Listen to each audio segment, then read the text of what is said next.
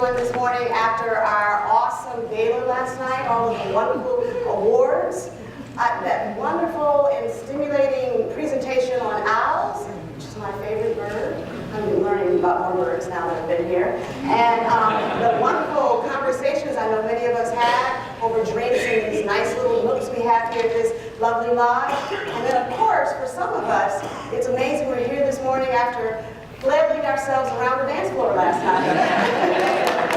We had an awesome time, and it's wonderful to know that indeed Audubon community is a fun community. As Marina said, my name is Chandra Taylor-Smith, and I haven't had a chance, if I haven't had a chance to meet you yet, I want to greet you and welcome you. I serve as the Vice President for the Community Conservation and Education Division of the National Programs in the National Audubon Society. I'm located in Washington, D.C. with the other national programs, which includes Gary Langham's programs on science. It includes Mike Dalton's programs on policy, as well as John Beaver's programs on international programs. So again, that's where we are in Washington, D.C. I'm sharing all of that because many of you asked me, what is that and where are you? So you got the overview of our national programs. And I have to say that after having been here only 9 months, I can tell you there is no short of opportunities to meet and work with passionate, dedicated people like yourself to birds, but not just to birds, but to people and whole communities. And that excites me. My passion is about the practical intersection between what we are doing for conservation of priority species and habitats, and where we bring communities to join us in our conservation efforts. And I love how we strive to do that. And one of the things I've started to say is that what we're doing is making conservation action second nature for any and everybody in the communities in which we serve. I am excited because it's powerful that in our National Strategic Plan, we state that the key goals for contribution of our education programs for helping us to achieve our conservation priorities, there are 3 of them. We are, the way we contribute through our education programs is moving people to conservation actions. The second statement in our strategic plan is we engage new and diverse audiences. And third, we are in the process of recasting successful programs to better support our conservation priorities. It is the second point, engaging new and diverse audiences, diversifying the Audubon community that our panel has been gathered to talk about this morning. And when I introduce them in just a minute, I think you'll be in awe and inspired by each of them as I am. I live, as an African-American woman, I live the diversification of the conservation movement. I live the diversification of Audubon as an African-American woman, just by being who I am. But Marcelo Banto, he's the executive director of the Center for Diversity in the Environment, who will be joining us tomorrow at one of our, to facilitate one of our Diversifying the Audubon community workshops. He reminds us, and I'm just going to give you 3 bullet points, three data points, that there are over 101 million people of color in the United States. That's 36.3% of our population. But by 2042, and that's in less than 30 years, people of color will represent over 50% of the population. And as of now, 33% of environmental agencies like Audubon have no people of color on their staff. And 22% of government environmental agencies have no diverse staff. Now, when you look at those statistics and look at our panel this morning, we are doing our job. We're getting there, and we'll talk about how we're doing it. You take the map of where more than 111 million people of color live in this country, and where we will be living, where we, people of color, will be living in 30 years, and overlay that map with where our IDAs are, and where our greatest threats to our priority birds are, and it will speak volumes of who we must and need to be a part and join us in our conservation efforts. And one way I talk about what I continue to experience in these 9 months and see through my eyes And as I look out at our community and see the dedication and passion about diversity, is the mere fact that we're a community that love the biodiversity of birds. But I also have seen, and all the conversations I've had at the various workshops over the last couple of days, we are a community who love people from all backgrounds. When I think about conversations I've had with Norm, I think about conversations I had with Brian Rutledge, Miss Helen, we've had some great conversations already, Judy Pollock in Chicago. We do love birds and people, and we work on that together. Well, to talk further about how we do that, and how we need to diversify the community, what are some of the challenges about diversifying Audubon's community, and even how we share some of the best practices we have in diversifying the community. Let me introduce you to the panel, because that's the three things that we're going to go over. Joining us is David Yarn, our national president. You all know him, so I'm not going to give you all of his statistics, but he was one of the first people I talked to here at Audubon, and during my first interview for my position, he made it very clear to me how dedicated and passionate he is to diversity. He has been throughout his entire life, and that it is a key priority for Audubon. Next to David is Molly Songus.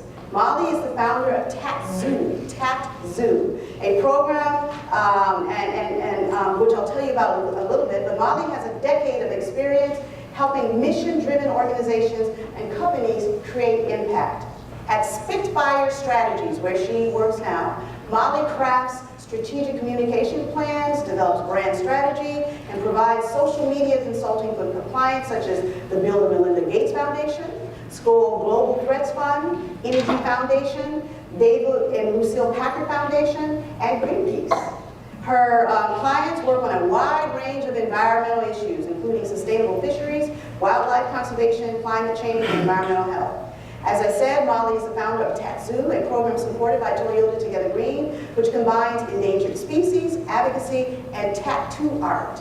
How many of y'all have tattoos? All right. Molly engaged young Californians to help local endangered species in California and left them with custom artwork donated by world-class tattoo artists in the San Francisco Bay Area. She'll tell you a little bit more about that. It was really powerful.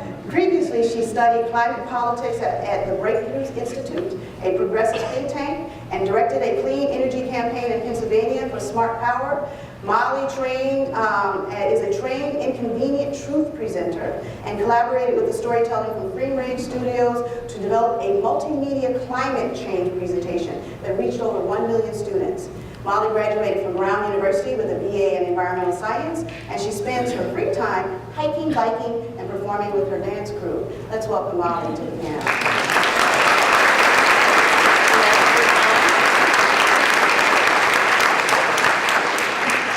Our next guest is Javier Moreno, and we're very, very delighted to have him here. Javier is from Toyota, and Toyota is our strategic partner in Toyota Together Green that's helped us really focus on diversity. Javier is Assistant Manager of Corporate and Production Communications at Toyota Motor North America, Inc., the holding company for Toyota's North American Sales, Engineering, and Manufacturing Operation Unit.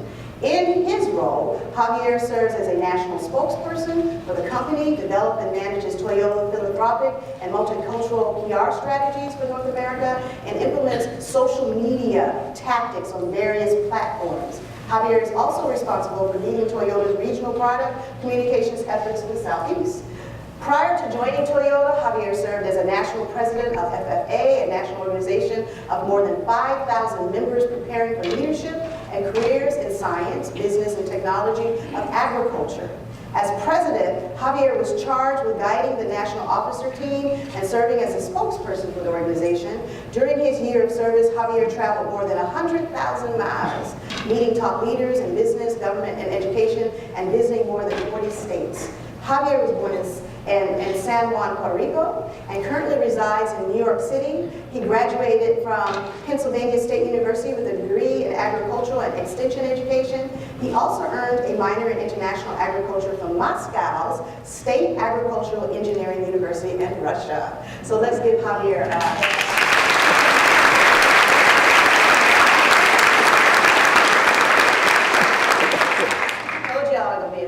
So let me talk about Faisal. Faisal is our next guest on the panel. Faisal Ismail serves as an education manager at Trinity River Audubon Center, assisting with academic programs and focusing on animal management and guest programs, including exhibit hall interpretation and program development.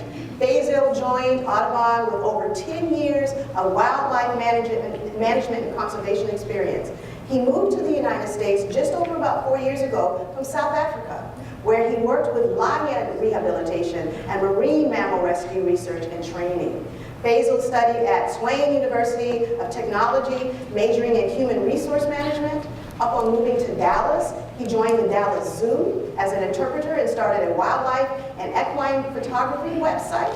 Having lived most of his life in South Africa, Faisal developed a great love for wildlife and is a passionate advocate for conservation. He believes conservation is successful when it is a priority in education and science, and when people create a connection of love for nature.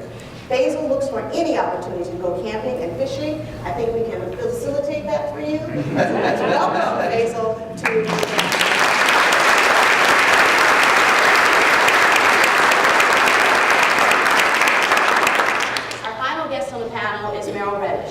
Meryl has served as Executive Director of Audubon Society of Portland since July 2003. Since that time, she has served as numerous state and statewide stakeholders, committees, and currently serves as board chair for the nonprofit organization Friends of Trees, as commissioner on the City of Portland's Urban Forestry Commission. Prior to Audubon Society of Portland, Meryl directed Tree Utah City that promotes urban forestry, conservation, community building. In this position, she managed $500,000 project to design, plant, and maintain 41 landscape schemes and communities associated with the 2002 Winter Olympics. During her tenure in Salt Lake City, Meryl served as a board member for the Utah Nonprofit Association and the National Alliance for Community Trees as member of the Salt Lake City's Parks Board. Meryl spent 10 years with the City of New York Department of Parks and Recreation, rising from the position of Urban Park Ranger in Central Park to Director of Natural Resources for Forest Park in the borough of Queens. Meryl holds a BS and degree in Environmental Science and Forestry from Skidmore College and a BS in Geography from the University of Utah. Let's give Meryl a hand.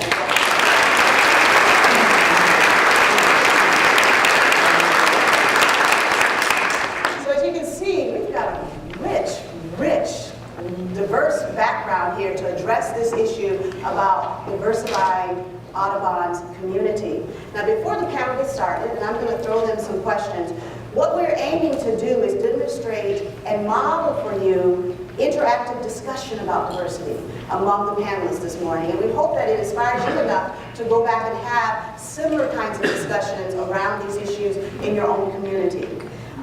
We are not going to have you to ask questions during the panel. We're leaving about 15 to 20 minutes after the panel. And what you'll see, if you look on your tables, there are colored 3x5 cards. And what we're encouraging you to do is, if you have a question, wherever along the conversation, write it out, hold your hand up. I've got staff all over the room who will come and grab your card. And again, we'll read your cards after the discussion. And we'll have some time to have you join the conversation. The questions that we don't get a chance to answer, we will provide some answers and look for them in the future on the website. Because we're going to develop a list of how, questions that you have and how we at Audubon would respond to them. So, to get started, we got a couple of questions. And I want to shoot them to a couple of the panelists, and then they're going to respond to each other. And the first question, I'm going to shoot to our president so he can set the stage for us. And that is, what are the benefits of diversifying the Audubon community, David? Thanks, Chandra. It's nice to see you all here. Thanks for coming.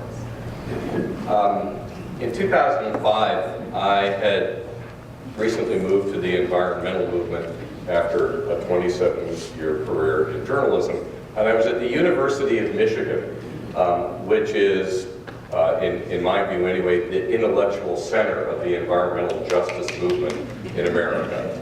And a guy in the audience asked me a really disturbing question, and I would ask you to ask yourselves this question about your chapters and your states.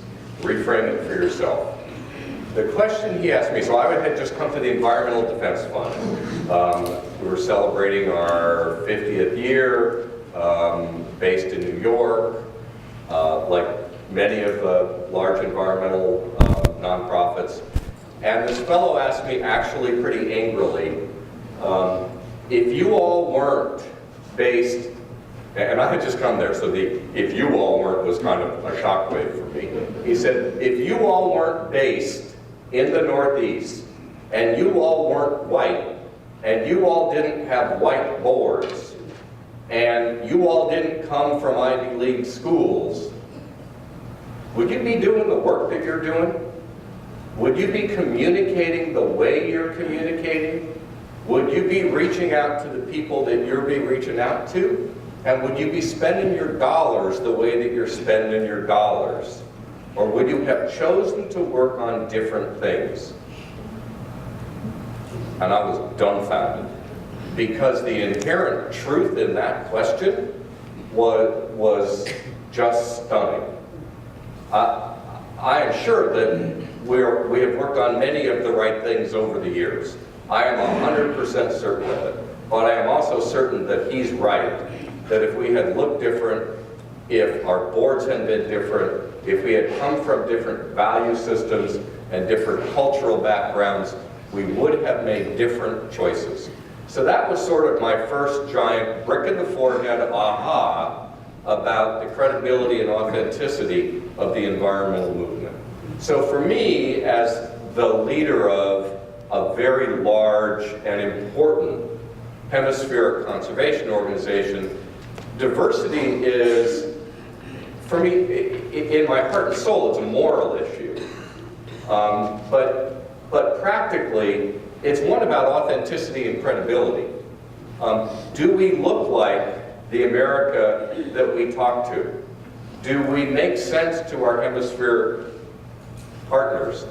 Do we come in with the breadth of cultural experiences and with the richness of the various points of view that we can have coming from different backgrounds to be able to sit down in a meeting in Phoenix or Laredo or Pascagoula or Philadelphia to talk about a new urban center in Philadelphia, or in the Central Valley in California, or in the most diverse zip code that we represent in Seward Park in Seattle. Are we diverse enough to understand those points of view?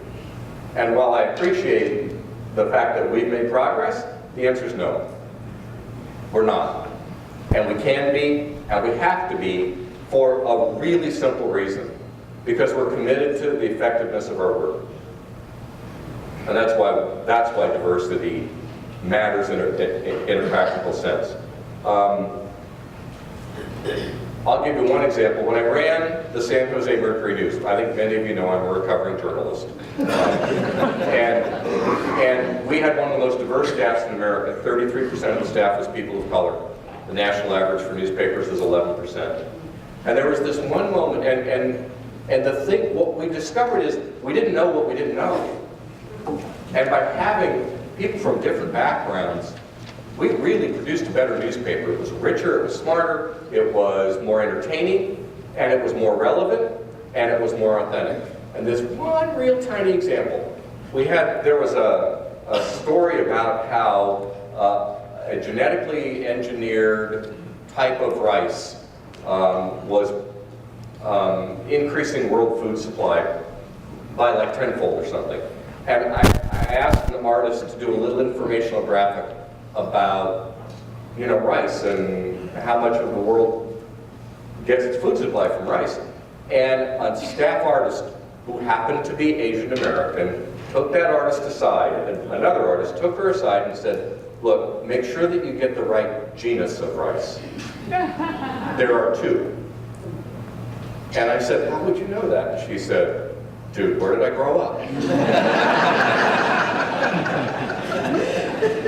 So whether it's a small example like that or a big example like being able to have hard conversations about race and culture, I am so glad that we're willing to engage it, and I'll end with this. Your willingness to talk about the next generation of leaders in Audubon says to me that you're open and eager to have that generation look like America.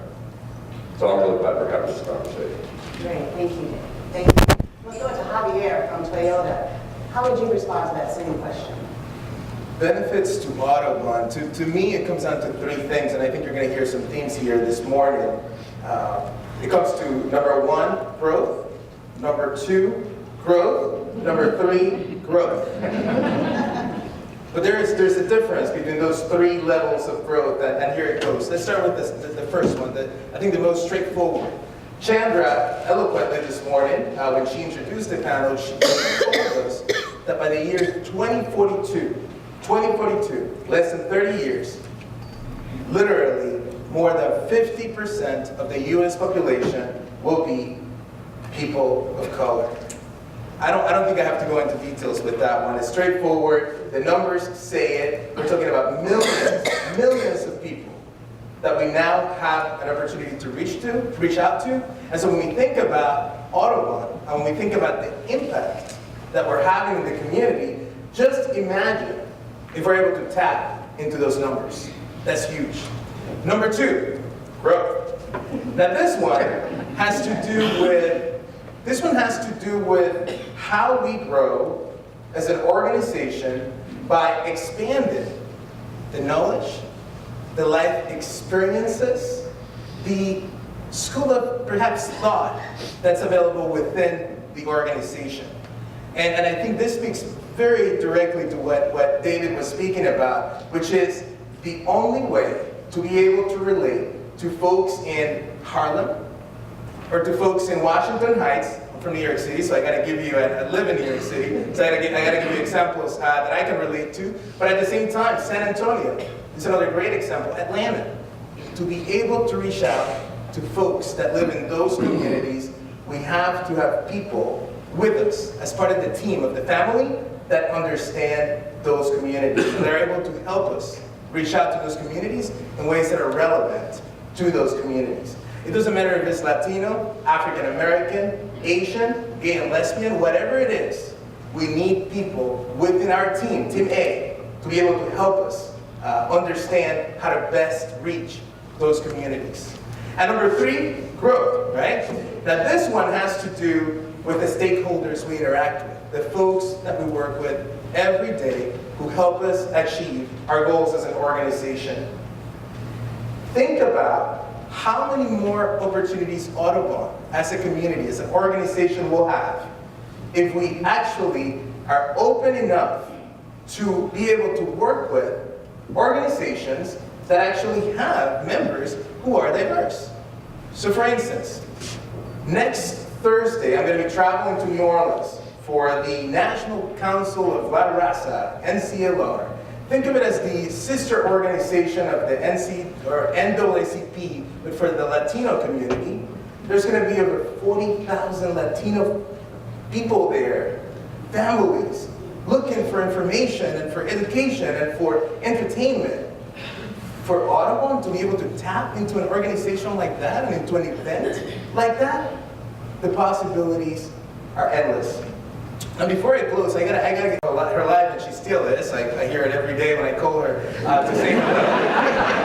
But she, my parents brought me up in a household where we always understood that recycling, for example, was something we had to do, right? Up in the mountains of Puerto Rico, but because we had to.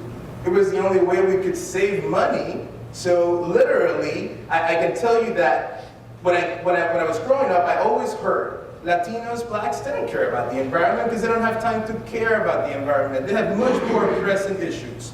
The economy, jobs, right? There's the problem with the school system. Why do they care about the environment? Well, folks, let me tell you this morning, that is a misconception. Latinos care about the environment. African Americans care about the environment. Other multicultural groups, they care about the environment. In fact, recent research shows that Latinos, for example, care about the environment, when asked the question, how much do you care about the environment, literally, they came up ranking higher in terms of how much they care about the environment than their white counterparts. That's huge. Because then what that tells me is that there is a gap, and the gap is not about caring for the environment. All of a sudden, the gap is about the resources or the channels to actually get them to be able to conserve, be able to be advocates for the environment and for conservation. And so what I can tell you is, going back to my family, one of the ways in which we saved was through reuse. I am the youngest of 6, and 4 of us are boys. My new clothes have been used 4 times, many, many times over, and I was okay with that. If that is not helping the environment, I don't know what is.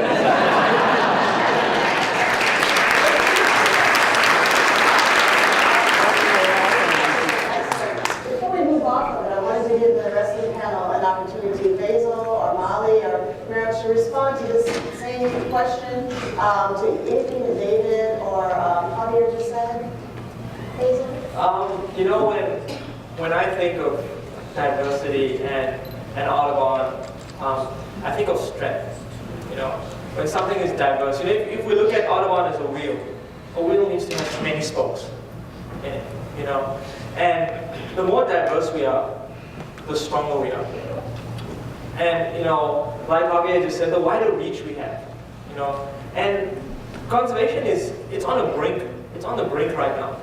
And our situation is dire. You know, conservation will die out. And ultimately, you know, we're talking about Audubon, but ultimately we're all here for conservation. And conservation will die out if it's just left with conservationists. We need everybody involved. You know, it might seem like a monumental task, but that's a fact. We need everybody involved. Everybody in every neighborhood needs to at least know what the important conservation topics of that neighborhood are. And it's up to us. It's up to us to reach out to these people. You know, for the longest time, you know, even myself growing up in South Africa in segregation, but for the longest time, even over here, there's been this image of what a conservationist looks like. To give you guys a quick example, I was leading a group of high school kids out on a hike the other day. And it was really hot. I mean, Dallas was 106 degrees. And you know, I strapped on my camelback and we were walking, and they were all just staring at me. All these kids, they were just staring at me. And they were from an inner city group. And I turned around and I said, "Is everything okay?" And one of the girls just raised her hand and she said, "What's that you have on your back?" We were like, "Why? What's that pipe?" And I said, "This." "What are you doing?" And I said, "Well, I'm just drinking some water." And it blew their mind. And it was really upsetting to me that I thought to myself the whole way that why don't these kids, high school kids, know what a camelback is? I thought everyone knew what it was. And then it hit me that I had on the conservation uniform. You know, that's the image you see, you know, when you grow up. That's what someone who's in conservation looks like. And with conservationists, we've detached ourselves from everyone. We don't care what are these kids interested in right now. We've detached ourselves, so that detachment we need to remove that, so that everyone is a conservationist, regardless of what you wear or how you look. We had an intern at our center. He became a really close friend of mine. His name was Robert. And Robert, his first experience out in nature was interning at our center. And when you look at Robert, he's covered in tattoos. You know, his pants were always sagging. I was always getting on face. Like, pick up your pants, Robert. Pick up your pants. and he'd always, and I'd tell him, like, "Robert, come on, let me show you these snakes real quick." He'd be like, "Oh!" And I was like, "What's wrong?" He's like, "Basil, don't you know, I'm black, you know, and we don't do snakes." And I thought to myself, why is that? Where is that mentality coming from? We need to change that mentality. You know, when you see Robert walking through a mall, you see this guy covered in tattoos, pants sagging. No one will ever think, "Wow, he leads thousands of kids every year on hikes and teaches them about conservation." That needs to change. Why can't he be the image? Why can't everyone just be like, "Hey, maybe he does conservation?" And that's where strength comes in. we need to stop having this mentality that we teaching and they learning, and we all need to be learning together. And I mean, that's...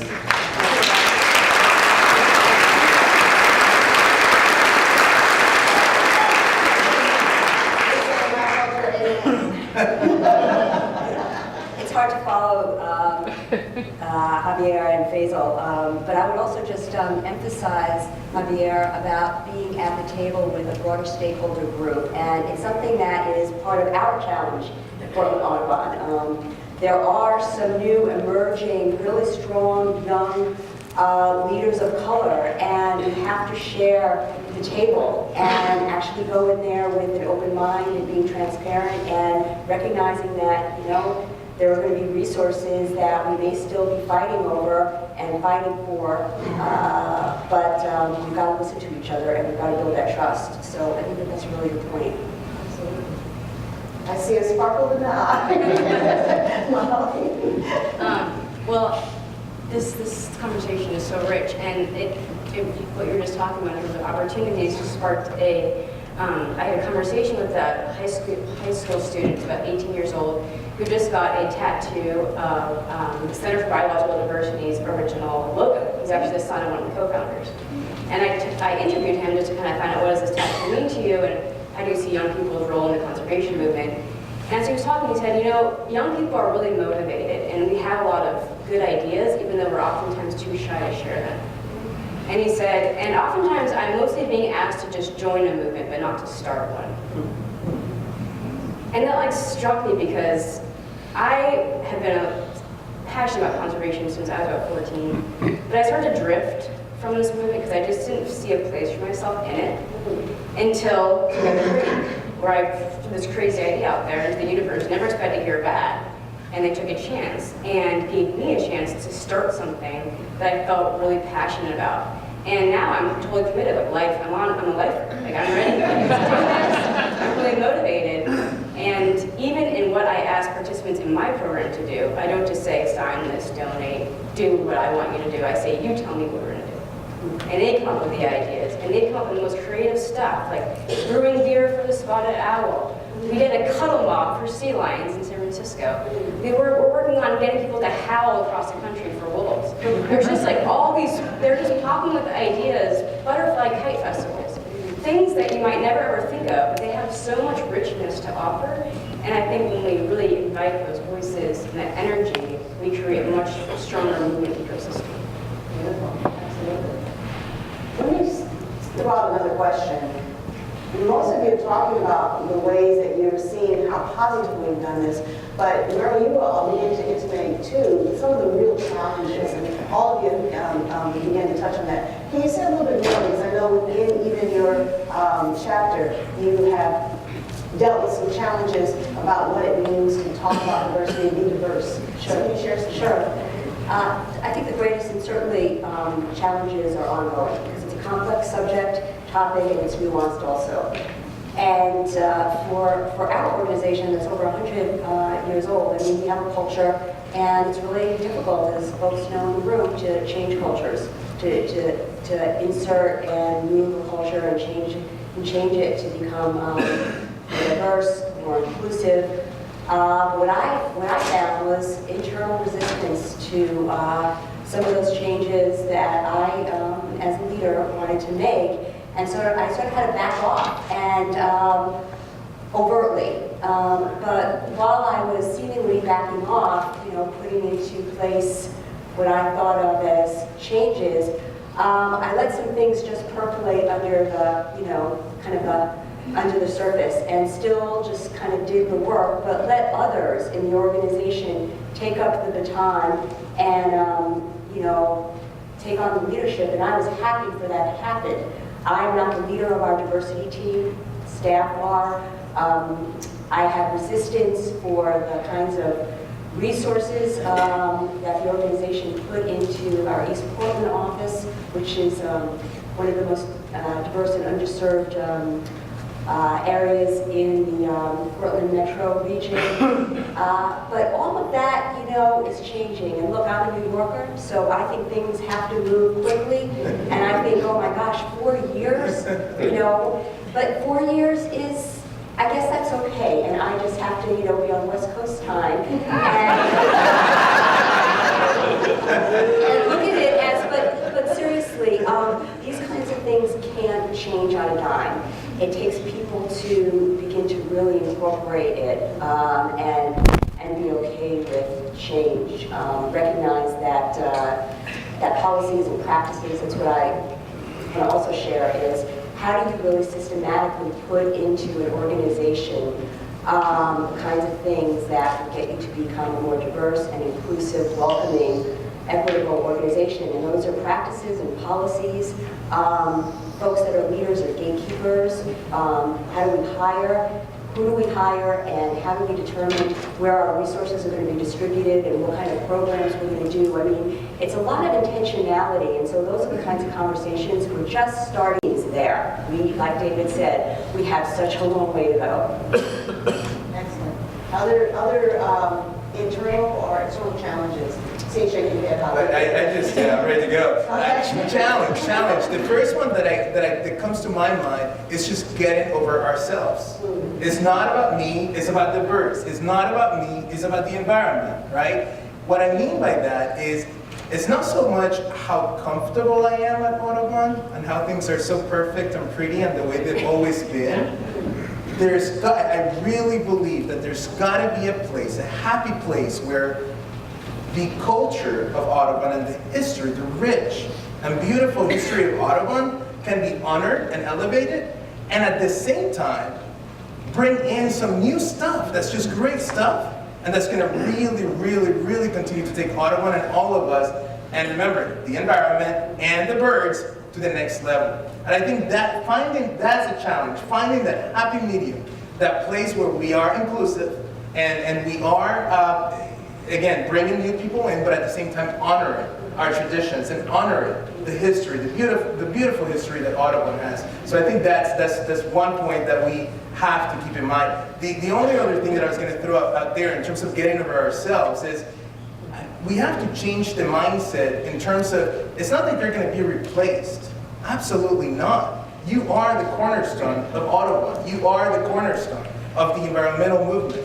So it's not about, don't ever think of it as my place, my position is going to, maybe I'm no longer going to be in Audubon. Absolutely not. That's not it. It literally, your contributions, what you bring to the table is so valuable, it's so important. It really is.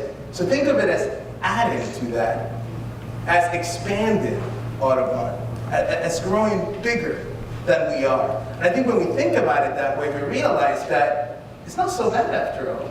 It's really a good opportunity for all of us to grow. Excellent. Any other challenges that you would like to have things with? No, I'd just like to go with what Javier said, and that's we need to get over ourselves. I knew I was always involved in wildlife. I knew a little bit about birds, but I really got to know more about birds when I started working for Audubon. And I can tell you, when you start off birding, it is extremely intimidating to be in a room with a bunch of birdies. They call you out on stuff. They'll, you say, "Oh, I saw." No, you don't see that. and that intimidation drives people away. That intimidation keeps potential birders away. And that's what's holding us back. We need to get over ourselves. We need to learn with others. Not teach or be taught. We need to learn together. There's so much knowledge that we don't have yet. There's so much things that kids can teach us about the environment. So much ethics that kids can teach us. And kids are dying to learn this. And the future of conservation is with them. And so we have to be more open. We always say, as birders, open your eyes, but I'm encouraging everyone to open your minds. And your heart, and open up to everyone. Everyone can be a birder, but we need to allow that to happen. We have to stop holding this so close and stop being that intimidating. All you serious birders on there.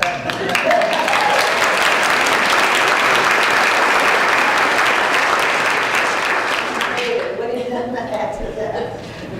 That's great. I'm just going to walk up to the next time I see a kid at the mall with some low-slung jeans and go, "What's up, bro?" Let's go do some conservation.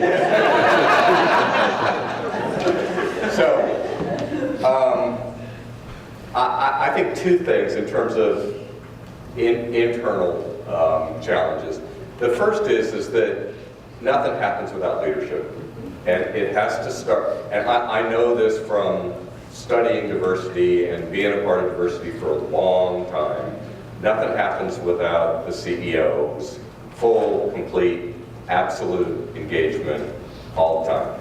And then that has to work down through senior leadership that needs to be able to articulate the value to the business and to the outcomes, that asks, what did the candidate pool look like for every opening, that has an HR system in place that generates a diverse pool, that makes choices that diversify an organization, that constantly articulate the value to the future of this proud NGO. So leadership is always a starting point, and there are plenty of leaders who have said to me very honestly, candidly, with an open heart, I don't get why this makes us better. And so I think it's on us to have this conversation and a lot of others in order to make that case so that all of Audubon's leaders can represent that in their states and through their divisions. And then I'll tell you that really the only thing I could tell you at all about diversity, the only thing that matters, the one thing I've learned in doing this for 35 years is that talk is cheap, and the only thing that matters is action. It's what you do, not what you say. You can have the best intentions on earth, you can have your diverse candidate pools, you can say all the right things, but unless you make choices that particularly, I think appropriately, skeptical communities of color will look at, until you make choices, you don't make change. Thank you. Excellent. Yeah, the leadership is spoken. Anyone else on that particular challenge? Because what I'm really interested in, and I'm going to encourage you to go ahead and start writing your questions and getting your hands up, because we're going to turn to you next, is some more examples of success. I know both Basil and Molly and others are, and Meryl, we've been working on this. So I think the audience would need some recommendations and some examples of practices that you could share with them. Yeah. Well, you mentioned Marcelo Bonta. He actually lives in Portland, and he was one of the first people that I connected with, 9 or 10 years ago. And he and his colleague provided an equity audit. They do a wide array of workshops and internal work with organizations development, organizational strategic development. And actually, I think we were one of their first organizations that went through this equity audit. And so it was a real eye-opener for us. It's what we're using as a roadmap. There's a number of recommendations and disciplines for us to take on as an organization, and so sort of that's what we're using. And so this is a really practical approach, but it also costs money. They have to live and eat, and they're an organization that needs resources as well. And so it was really intentional for us to go out and seek a grant and then purchase their services by providing the service to us. And that's one of the other things that I think folks in the room can do is, are there foundations and other donor-supported programs that you can seek, given your experience and your skill level, and then share them with the communities that you want to work with. I think that is one way that it speaks to, as David pointed, walking the talk. Chandra, you asked about success stories, and one of the reasons why I was so excited to make the trip from New York to Portland and Washington State last night and for today's talk was really because of the partnership, the amazing partnership between Toyota and Audubon. Now, I'm sure you've heard of the Toyota Together Green program, a great success story, which only tells me that we are on the right track, folks. We're doing what we need to be doing. We're getting there, right? We're getting traction, which is great. $23.5 million, the biggest single grant from Toyota in the history of the company to one single organization. That's huge. Also the biggest.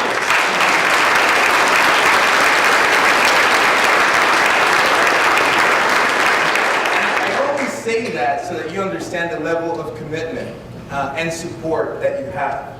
Because one of our main goals with Together Green is to make sure that we continue to diversify the environmental movement and the conservation movement. And in this case, you talked about Marcelo. He's a great example of someone who is trying to make the green movement a little more brown, a little more black, a little more yellow, blue, orange, thick, whatever it is to you, that's what we want. And so I think with Together Green, when you think about the numbers, I mean, the fact that we've reached with that program, which was launched in 2008, we've reached over 400,000 people. That's an accomplishment. And you know what? That was done by people like you. That was done by fellows. That was done by grantees at Audubon chapters and Audubon centers. We've reached over, actually, almost 2,000 stakeholders, organizations, everything from Native American tribes to schools, universities, other government offices. We've also had a chance, of the 400,000 people that we've reached, about 30% of them, a little bit more than 30% of them, consider themselves and self-identify as people of color. So that's an example of a program that you have an opportunity to use in your local community to continue to attract and retain young, diverse talent. So let's not take that for granted.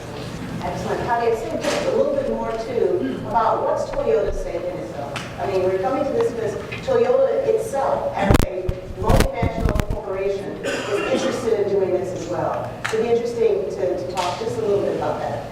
At Toyota, we want to sell cars. That's the industry, right? But you know what? We want to sell the cars that are going to be the least harmful to the environment and that are going to promote sustainable mobility. That's why you see the Prius. That's why you see the Prius, extremely popular, especially in this part of the country, so thank you for your business. But then you also, you know what, by 2015, folks, keep your eyes out because there is a fuel cell car coming. It's going to use hydrogen, all right? And it's going to have absolutely zero emissions, and it's going to be water that's going to drop out of the exhaust. That's huge. By 2015, it's a fuel cell vehicle. We have some hurdles to get through. We're working with the government, right, to make sure that we have the infrastructure and that they understand how vital it is that we provide consumers. Because ultimately, consumers drive the demand. You drive the market. And so, but we need to be prepared as a corporation to provide you with the options that you need, so that you can do your part in helping the environment. And so for us, it's part of our core DNA. It's what we stand for, it's what we believe in. We are in the business. You talked about your strategic plan, right? And one of them was to move people, right, to the environmental movement. We're trying to move people, period, right? We just want to move people, right?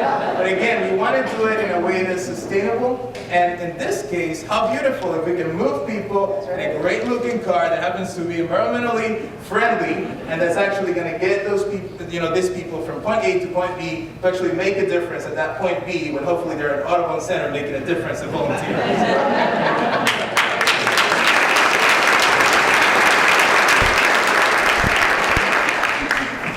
Just to say that, how many of us in this room know how to build a fuel cell automobile? Fuel cell powered automobile. That is a perfect example of strength and diversity. That we have an automobile manufacturer that is doing things that are going to help create good outcomes for birds in this country, and none of us are able to do that. Without them, we wouldn't be able to make that huge milestone possible. We really are better off by all that we let in, right? It's okay to filter a little bit, be smart about what you're letting in, but for the most part, I mean, the folks we're talking about are people that are lovely people, and that when you get to know them, they really have a lot to bring to the table. And so I think when we think about it that way, it takes the discussion to a whole different level, because then we all win. And that's what we're going for. Absolutely. Before we start getting questions, and if you've got the cards, get those to me. A couple more examples. either Basil, your work, or someone sharing some of the examples of successes that folks can take away how we work in diversity? You know, with me, you know, working as an education manager out at our center on the Trinity River, we see about over 20,000 kids a year. You know, they go through a rigorous program with us. You know, school kids come every day, and a lot of people might think that's a success in its own, just reaching 20,000 kids. But that's not where I see our success. I see our success in those kids that come back. A lot of those kids, it's the first time they've ever been out to that part of Dallas. They don't even know that the forest is out there. 6,000 acres, largest urban hardwood forest in North America. People in Dallas don't know it's out there. That's horrible. So we give each of these kids a free family pass to bring their whole family back. And when these kids come back, it fills me with joy because you know that it's not all for nothing. We spent 4 hours with these kids when you could reach a kid. And then he brought his entire family back to come and spend the day and show them this amazing place, this amazing environment. That's a success for me. There's other things, and I find so much success in. And we run summer camps, and our summer camps are nature-related, bird-focused. But we try and put a different spin on it. And it's because we have to keep these kids engaged. And, obviously, like I said, in Dallas, summer it's really, really hot. If we take 9-year-olds out birding all day, they'll never come back. So, like the days when we talk about water birds, for example, we'll spend the morning, hiking. We look at egrets, we look at all the water birds, spend time around the ponds, and then in the afternoon we take them kayaking. Now, just the diversity in our summer camp group alone, a group of about 20 kids, it's amazing to see all these kids from different backgrounds. We have kids that come from really affluent families, affluent neighborhoods. And it's not that they're kayaking 100 times, they have kayaks at home. They have boats. They've been all over the world. And then we have kids that come from the Boys and Girls Club. They don't have any of that. And one story that always sticks out in my mind, I always tell people the stories. There was a boy in my group, his name was Mike. He was from the Boys and Girls Club. And he came in, and this kid stayed the entire week with us. And they came in on Monday, and he was terrified. He was the biggest kid in the group. He was terrified of everything out there. He was terrified of the plants out there. He was telling me he just wanted to be inside, he wanted to go home. And then Tuesday came, he started warming up a little bit. By Wednesday, he was out in the prairie, catching insects with us, having a great time. And on Thursday, we took him kayaking. And it even chokes me up now thinking about it, because he walked up to me afterwards and he was crying. And I was like, is everything okay? And he's like, Mr. Faisal, he's like, thank you so much.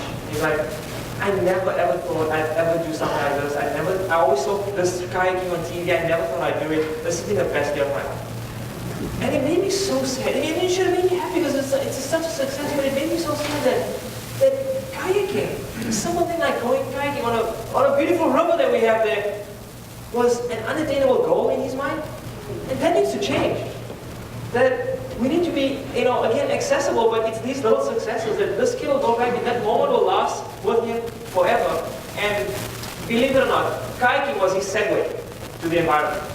And through kayaking, he will love the environment now, he will appreciate birds, And, in business, they always say, and I'm not a businessman at all, but they always say, every customer is right, and how the word of mouth. One customer a good experience can lead to so many more customers coming in.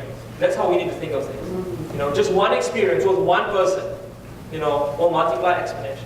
And we need to remember that. That's where our successes are also in. Just the people, or those of you who have centers and chapters, every person that you reach, every new bird that you have is a huge success.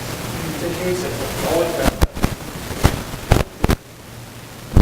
We're all white, 65 age group, on one chapter ask, what is the first thing I can do to connect with a new audience community? What would you say? Okay. Could I give it a... Yeah, sure. You got a bunch of answers. Go ahead.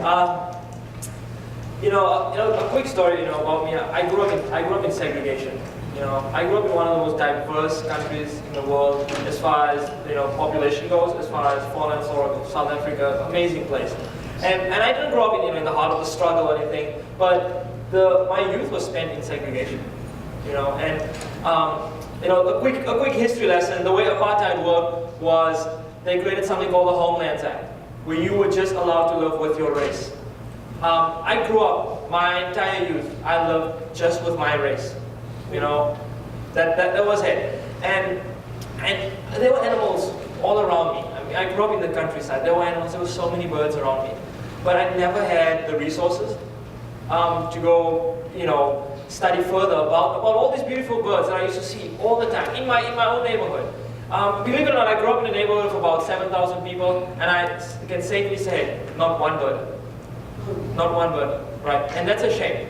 And so, it's not that people didn't want a bird, but there was that division, you know. And I'll quote my grandfather always saying, he's like, oh, Faisal, that's for the white man. Leave that for the white man. Because that's what they instilled in my grandfather's generation and my mom's generation, that you're not good enough to do this. You're not smart enough to do this. And that's, you know, and that was a shame. And, you know, long story short, I saw these beautiful birds. I never even knew what they were. And then last year, I was going home for a vacation, and Dr. Ben Jones gave me a book. It's called The Cecil Guide to Birds of South Africa. And I was on the plane, I put it in my bag, I don't think anything of it, I put it in my bag. And I was on the plane, and I opened it. And I started reading for the first time, believe it or not, for the first time in my life, the names of the birds that I saw in my neighborhood. It broke me down, not because of what I was, but because I see kids in the United States of America every single day missing out. You know, and that's a shame. You know, I made a comment that for me it's like conservation apartheid. You know, that unintentionally that's what we're doing. We're skipping an entire generation of birders. You know, so the question is, well, how do we reach them? How do we get to these birders?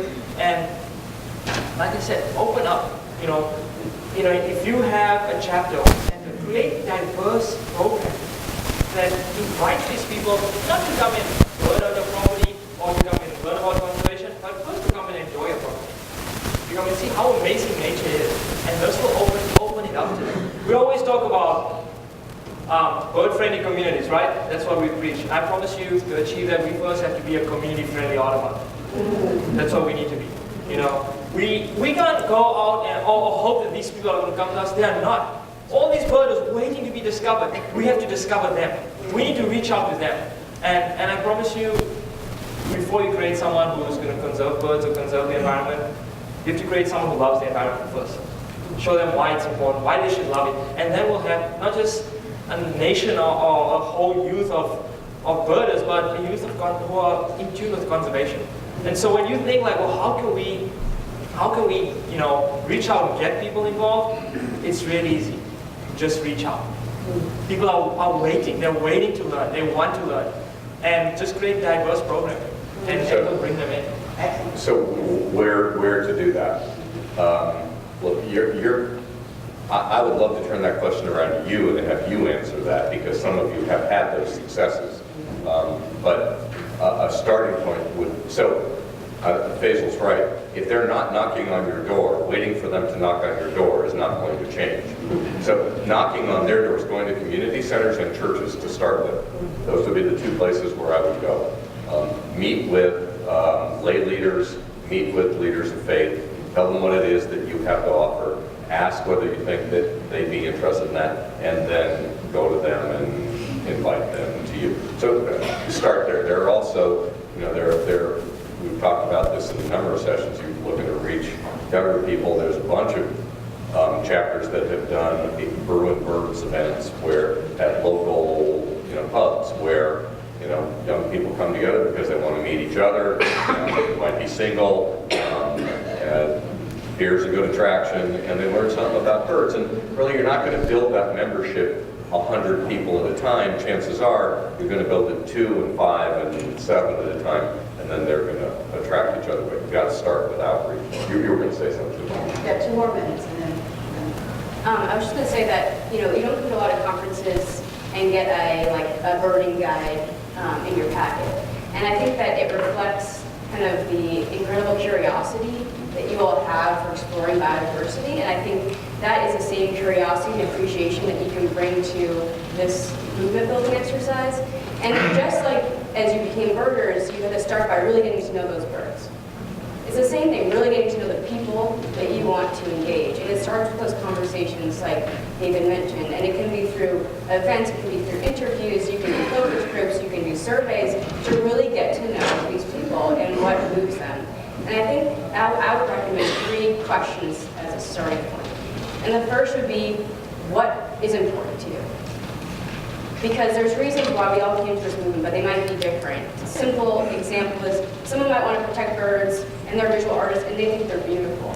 Someone else might be a musician and they want to protect them for their song. And it's something very simple like that, some different value that can actually deeply to us. And it can move us very powerfully. And with tattoo, I knew that millennials love self-expression. And tattoos are part of our cultural fabric. We're the most tattooed in history. So by bringing tattoos into it, it gave them a way to access conservation in a totally new way.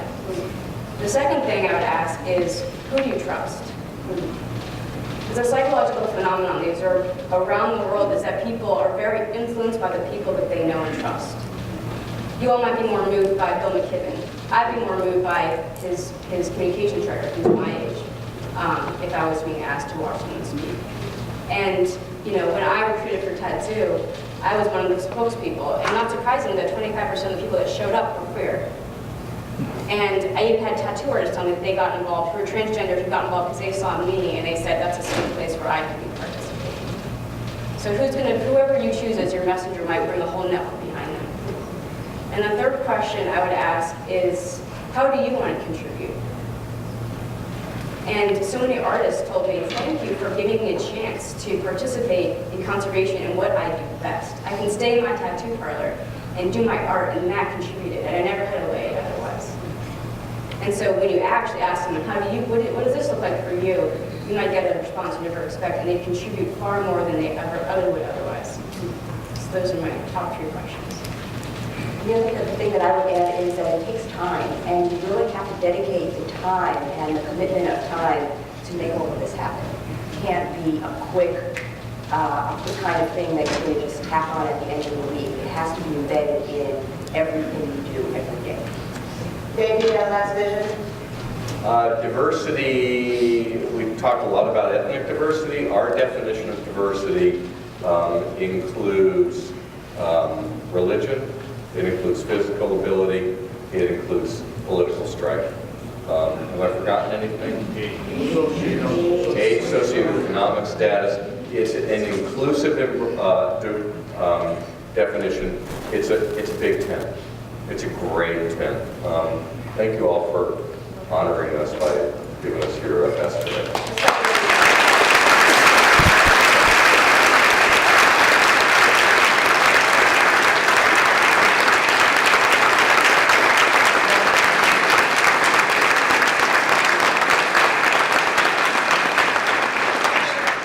We need to get ready to change the room around. Put the room around, is that the case?